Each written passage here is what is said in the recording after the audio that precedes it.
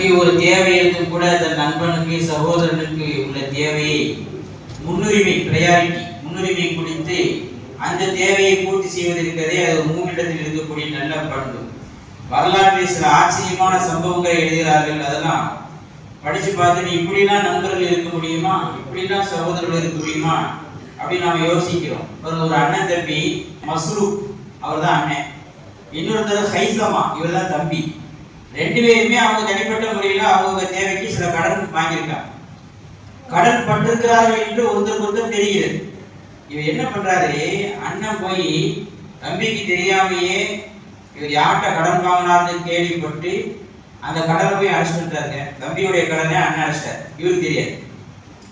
அதே மாதிரி தம்பி என்ன சாதாரண அவர் என்ன பண்றாரு, ஏன் அண்ணன் கடன் போட்டிருக்கான், அவன் கடனாளியா அந்த உலகத்துல வாழணுமா, அது தப்பு அப்படின்னு சொல்லிட்டு இவர் என்ன பண்றாரு, கொஞ்சம் காசு பணம்லாம் திரட்டி கொண்டு போய் அண்ணனுடைய கடனை அவருக்கு தெரியாமே அழைச்சிட்டு வந்துட்டார். இது எப்போ தெரிய வருதுன்னா, மௌத்துடைய நேரத்துல கடன் அடைக்க வேண்டிய சூழ்நிலை வரும்போதுதான் தெரிகிறது, உங்க தம்பி அன்னைக்கு கொடுத்துட்டு போயிட்டாரு அப்படின்னு நான் சொல்றாரு.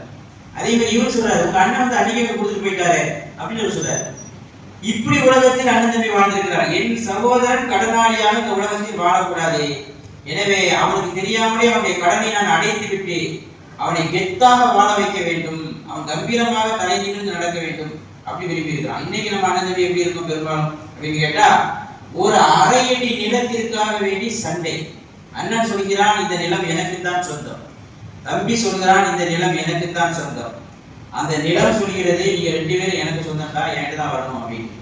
இந்த மாதிரி உலகத்தில் ஒரு அரை அடி நிலத்திற்காக அண்ணன் தம்பி ரெண்டு பேரும் சண்டை போடுற காலத்துல அன்னைக்கு என்னுடைய சகோதரன் கடனாளியாக வாழக்கூடாது, நான் அந்த கடனை அடைப்பேன் என்று ஒருத்தன் உயிரோடு வாழ்கிற பொழுதே பொறுப்பேற்றுக் கொள்கிறான்னு சொன்னா இதுதான் அண்ணன் தம்பி பாசம். ஒரு 3 நண்பர்கள் இருந்திருக்கிறான். பெருநா செலவுக்கு காசு தேவைப்படுது, எப்படி நடந்துக்கிறான் பாருங்க.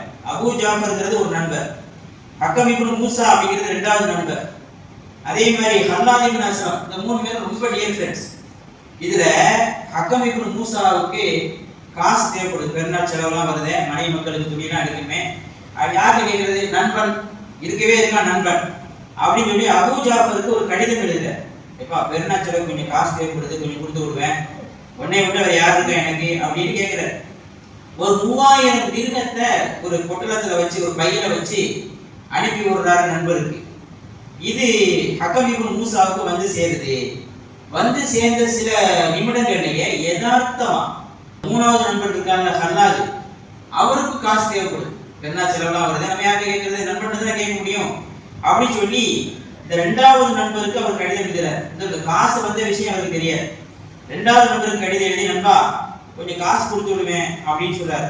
இவர் பார்த்தாரு, நம்ம தேவையை விட நம்ம நண்பனுடைய தேவைதான் முக்கியம், நமக்கு என்ன அப்படி சொல்லிட்டு வந்த காசை பிரிக்க கூட இல்லை, அப்படியே தன்னுடைய 3வது நண்பன் ஹல்லாதுக்கு அதை அனுப்பிடுறாரு. ஹல்லாது அதை வாங்கி வச்சுக்கிட்டு இருக்கிறார். சரி நமக்கு பெருநா செலவுக்கு காசு கிடைச்சிருச்சு இருக்காரு. இப்ப இந்த முதல் நண்பன் இருக்காரு அபூ ஜாஃபர், அவர் யோசிக்கிறாரு, நம்மகிட்ட இருந்ததே 3000 திர்ஹம் தான், அதை அப்படியே நம்ம நண்பனுக்கு அனுப்பிட்டோம். இப்ப நம்ம மனைவி மக்கள் ட்ரெஸ் எடுத்து கேட்பாங்க, பெருநா செலவுக்கு என்ன செய்யலாம், சரி நம்ம நண்பர் இருக்காரு, யார் ஹல்லாத் இருக்காரு, அவருக்கு கேட்போம் அப்படின்னு சொல்லிட்டு அவர்கிட்ட கேட்டா அந்த ஹல்லாத் என்ன பண்ணாரு, தனக்கு வந்து அந்த காசு அப்படியே பைய கூட பிரிக்காம அப்படியே தன்னுடைய 1வது நண்பருக்கு அனுப்புறாரு. இவர் வாங்கி பார்க்கிறாரு, என்ன என்னுடைய பை, என்னுடைய பணம், என்னுடைய கையெழுத்து தான் போட்டிருக்குத, இது எப்படிப்பா உனக்கு அந்த காசு வந்துச்சு அப்படின்னு ஹல்லாத் கேட்டார். அவர் சொன்னாரு, எனக்கு பணம் தேவைப்படுச்சு, நம்ம நண்பர்கிட்ட கேட்டேன். அந்த நண்பனுக்கே நான் தான்ப்பா கொடுத்தேன், அந்த நண்பனுக்கு நான் தான் ஃபர்ஸ்ட் கொடுத்தேன். ஓ எல்லாருக்குமே காசு தேவைப்படுதாப்பா, ஒன்றும் பிரச்சனை இல்லை, இந்த 3000 திர்ஹத்தை ஆளுக்கு 1000 திர்ஹமா பிரிச்சுக்கிறோம், ஆனா ஃப்ரீ, கடன் இல்லை என்று சொல்லி ஆளுக்கு 1000 திர்ஹமாக பிரித்து அந்த செலவுகளை பகிர்ந்து கொண்டார்கள், கஷ்டத்தில் பங்கெடுத்துக் கொண்டார்கள். பாருங்க இப்படி இதெல்லாம் ஒரு பெரிய ஜிஜிவிங்க. இன்னொரு விஷயத்தை பாருங்க, 2 சிங்கம் படுத்து கிடக்கு, 2 நண்பர்கள் இங்கிருந்து போறாங்க. இப்ப பாருங்க நண்பன் சொல்றாரு, இந்த நண்பன் சொல்றாரு, எப்பா உன்னை விட வயசு எனக்கு கூட, நான் பேர பேத்திலாம் எடுத்துட்டேன், நான் முதல்ல போறேன், சிங்கத்தை விரட்ட முடியல, நான் முதல்ல போறேன், என்ன ஆனாலும் சிங்கம் முதலில் என்னை தான் தாக்கும், நீ தப்பித்து விடலாம், இப்படி யாராவது சொல்லுவோமா? அவர் சொல்றாரு, அதெல்லாம் முடியாது, நண்பன்னா 2 பேரும் சமமா தான் இருக்கணும், 2 பேரும் கைகோர்த்து போவோம், என்ன நடந்தாலும் விரட்டினாலும் 2 பேரும் சேர்ந்து விரட்டுவோம், எது நடந்தாலும் 2 பேரும் நடக்கணும், ஆனா நான் அப்படியே மட்டும் தனியா அனுப்ப மாட்டேன் அப்படின்னு அந்த நண்பர் சொன்னார்.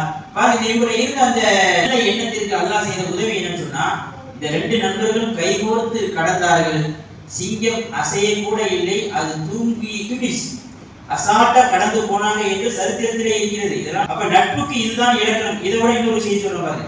ஒரு 10 நல்லவர்கள் மாட்டிக்கொண்டார். 10 பேருமே இமாம்கள், மேதைகள், சீதேவிகள். ஆனால் அவர்கள் மீது ஏதோ ஒரு குற்றம் சாட்டப்பட்டு அநியாயமாக பழி சுமத்தப்பட்டு 10 பேரையும் கைது பண்ணி ஜெயில அடைச்சிட்டாங்க. இப்ப மன்னன் கலீஃபா என்ன சொல்றாருன்னா, 10 பேருக்கு தூக்கு தண்டனை உறுதி, அதை கன்ஃபார்ம் பண்ணிட்டார். வரிசையும் ஒவ்வொரு ஆளா தூக்கில போடும். இந்த ஒரு நண்பர் சொல்றாரு, என்னைய முதல்ல தூக்கில போடுங்க. அவர் சொல்ற, இல்ல என்னைய முதல்ல தூக்கில போடுங்க. இன்னொரு இல்ல கிடையாது, என்னதான் முதல்ல தூக்கில போடுங்க. என்னப்பா பிரச்சனை? இல்ல, என்னை முதலில் தூக்கில் போட்டால் என் நண்பனுக்கு இன்னும் ஒரு 10 நிமிடங்கள் கூட கிடைக்குமே இந்த உலகத்தில். நான் தூக்கில் போடப்படுகிற அந்த 10 நிமிடங்கள் கூடுதலாக என் நண்பன் இந்த உலகத்தில் வாழ்வானே, அந்த சந்தர்ப்பத்தை நான் அவனுக்கு கொடுக்க விரும்புகிறேன் அப்படின்னு ஒவ்வொருத்தரும் சொல்றாங்க. 10 பேர் சொல்றாங்க. கலீஃபா மிரண்டுட்டார். இப்படிப்பட்ட நல்லவர்களையா நாம் தூக்கில் போட போகிறோம்? இவ்வளவு நல்லவர்கள் மீதா யாரோ பழி சுமத்தி இருக்கிறார்கள். எனவே அத்தனை பேரை விடுதலை செய்கிறேன் என்று சொல்லி 10 பேரையும் விடுதலை செய்கிறார் கலீஃபா. இதுதான் நட்புக்கு இலக்கணம், இதுதான் சகோதரத்துவம். இதை நாம் வாழ்க்கையில் ஃபாலோ பண்ணோம் சொன்னா அல்லாஹ் நமக்கு நிறைய நன்மைகளையும் சுபிட்சத்தையும் தருவான்.